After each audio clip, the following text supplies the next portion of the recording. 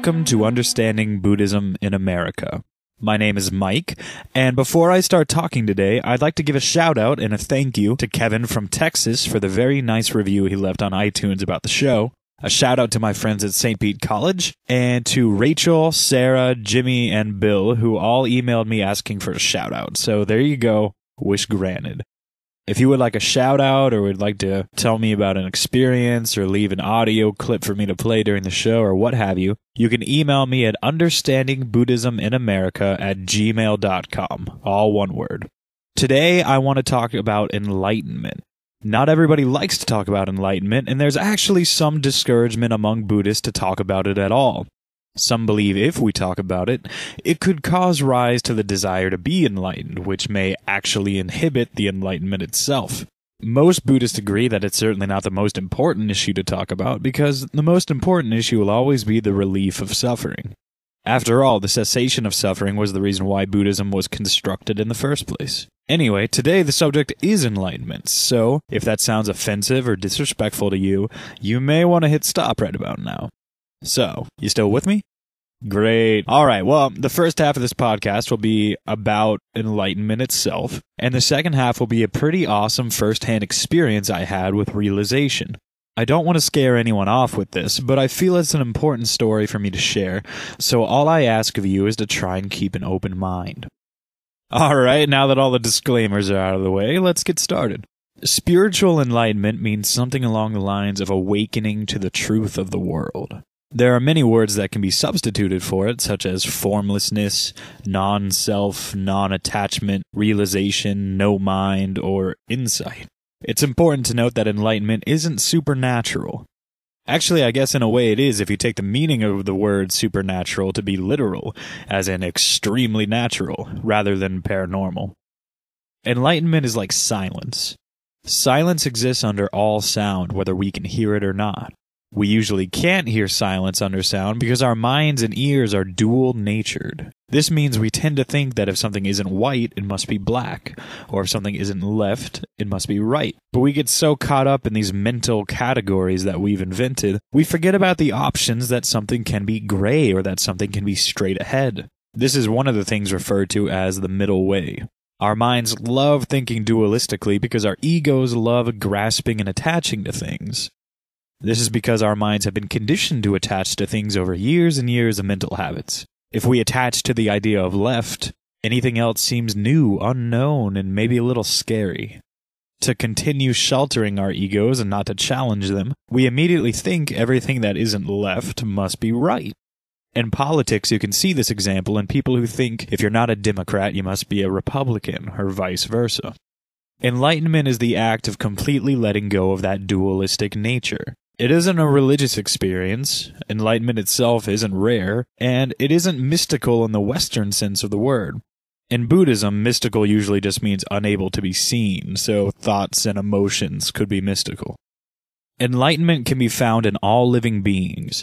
It exists within every human, animal, and plant. Everyone is a Buddha. You're a Buddha. I'm a Buddha. And even the cockroach on your wall that you want to kill is a Buddha. It is simply the truest and purest versions of us. Try and think about it this way. Everyone hearing this has experienced enlightenment before. While we were infants, we had no idea what anything was named or what anything's function was. We didn't know about good or bad, and we didn't know about right or wrong. We didn't have any thoughts of distinguishing between me or them. The reason why we didn't was simply that we weren't capable of thinking any differently at the time. So we lived immersed in our formless, non-attached Buddha minds. As we grew, we learned all about names, concepts, forms, ethics, and philosophies. But we learned about them with minds that were being conditioned to be dualistic. This way of thinking sticks with us because it feeds our egos, making us feel temporarily good when we learn something, but never giving us the lasting satisfaction that we desire out of wisdom. So we continue feeding our egos with our dualistic minds, hoping that someday it will be enough. Our minds will declare they're wise and content, everyone will agree, and we'll live happily ever after. But this will never happen. Buddha encourages us that the dualistic mindset is not the key. We had it right the first time. If we continue down the path we're on, we'll never be truly content, and we'll always be searching for something outside of ourselves to make our lives better and the world a better place. But there's good news. We can uncover our original minds. It won't be easy to get there because we need to brush off or shed all the years of mental bad habits that we falsely established make up who we are. The truth is, we are not our personalities, our habits, our thoughts, or our concepts. We know this is true because there was once a time we existed without any of these things. Enlightenment is really just finding our way back. Try to think of it as simply the quieting or silencing the parts of the mind that we usually refer to as the self, and just experiencing firsthand everything that's left. Don't be fooled into thinking it's the answer to all life's problems, because it's not. An old Zen proverb talks about what an enlightened life is like. It says, before enlightenment, chop wood, carry water. After enlightenment, chop wood, carry water. Even Buddha himself faced challenges after his enlightenment. This is one of the reasons why there is some discouragement from talking about it. Our dualistic minds assume that enlightenment will be the answer to all of our problems. If enlightenment is possible, then the mind's dualistic nature declares that it must not be enlightened yet, and it must become so in order for us to live our ideas of a perfect life. It's not that we're not enlightened. We're all enlightened right now, no matter what our personalities are like. This is just the same as how silence exists right now, no matter how much noise you hear. And it's not that enlightenment is the answer to our problems. It's more like a change in our points of view that's so immersive our problems don't seem so difficult to overcome. We've accepted them as extensions of ourselves. Whenever a problem arises in our lives, the hardest part of solving it is always acceptance. It could be accepting that we have a problem, accepting that problems are natural and common, or maybe accepting that we're capable of solving problems. Once we've found that acceptance, though, all it takes to solve our problems is some good old-fashioned thinking and determination. Buddhism is such an inspiration to me that it's difficult for me not to share it, teach it, learn about it, or at least think about it daily.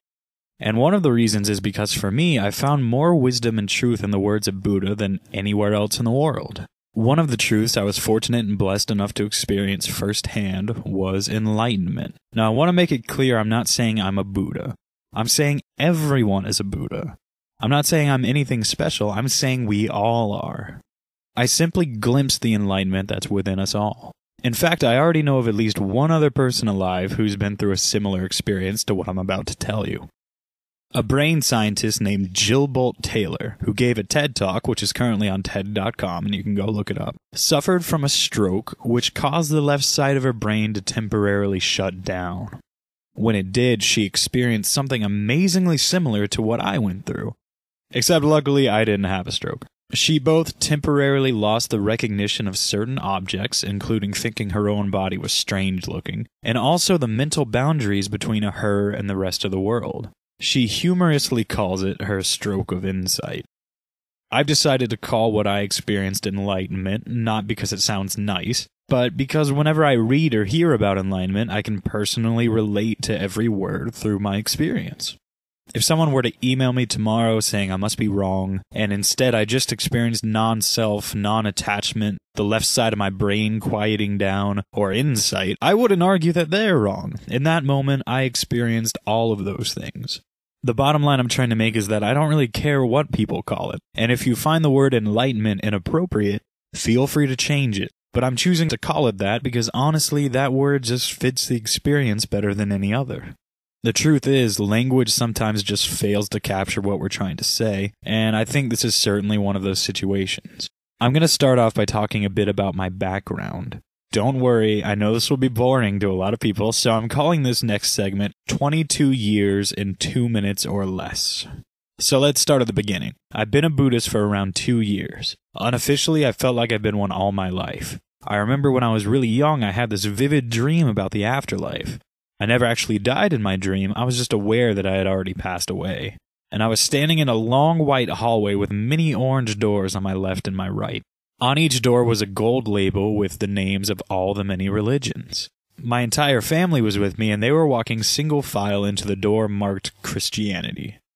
I tried to follow them because I was raised Christian, but a man stopped me.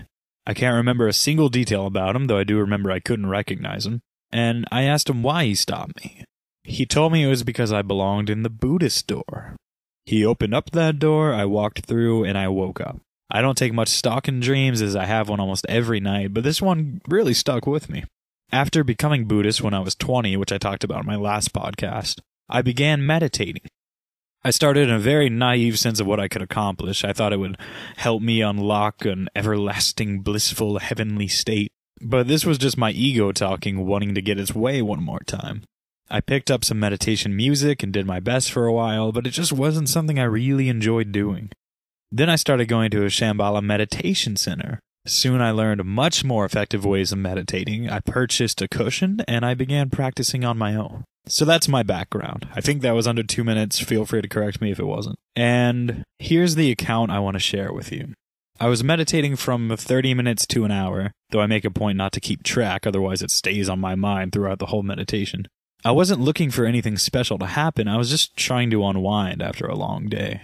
I like meditating when I feel like my mind has become really clouded, and it does a pretty consistent job of clearing it up. It's important to note that I didn't have the experience while I was meditating. I'm not sure it had anything to do with it, really. I had finished meditating already, and I decided I was going to take a shower. I started to undress, but before I even stepped one foot in the shower, it happened. I felt the sensation of falling, like I was diving through my life, letting go of absolutely everything without even trying. It was like walking off a cliff, that low gravity, air under my feet, excitement in my legs feeling. I also felt that everything in my life was falling off of me like broken armor. When I say everything, I mean all of my emotional and personal baggage. I temporarily let go of my memories, of all the ideas of who I was, to the point where I hardly remembered my own name. Not only that, but even basic object recognition went right out the window. For a few brief seconds, I didn't know who I was, where I was, what anything around me was for, or what I was even doing. But I should definitely say that it wasn't scary. With the sudden freedom that came from this formless, labelless experience, I was able to see the world and everything in it, including myself, as equal and as one. I wasn't attached to any of it, and I had no preferences. I understood that everything in existence was essentially equal. I felt everything was just as much of an extension as me as I was an extension of everything else.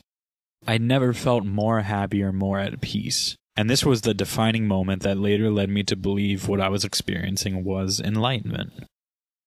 Something in me knew I could stay in that state if I wanted to. I never had to leave. I had escaped everything to the point where I barely remembered what I was escaping or why I'd want to go back. Something in me knew it was a mindset I had felt before, when I was a baby or perhaps when I was unborn. Something in me also knew it was a good indication of how death would feel. Now, I don't actually remember much of being a baby or really any of being unborn, and I certainly can't tell you what death feels like with 100% certainty, but I'm saying that if this feeling did and will apply to those things, it wouldn't surprise me. I remember consciously deciding not to escape forever. I felt like I could just leap from the world at that moment, just get carried away by a breeze, but I wanted to stick around. I guessed I probably had plenty of that same freedom before I was born, and I'd have plenty more of it after I died. I decided there's no sense in being impatient over a mindset that will probably be around to experience for eternities longer than my own lifetime. All of this lasted only a few minutes or so, though it seemed like years, before I felt my mind finding its way back to its previous state. I decided not to try to force my mind back by thinking about all the things I had let go of, and instead I just tried to sleep. I was actually quite tired at this point, and I no longer had a clue what was going on. Despite my not trying to force my mind back, all of a sudden my mind was grasping at all these memories, fears, doubts, and thoughts. I felt like a scared kid again.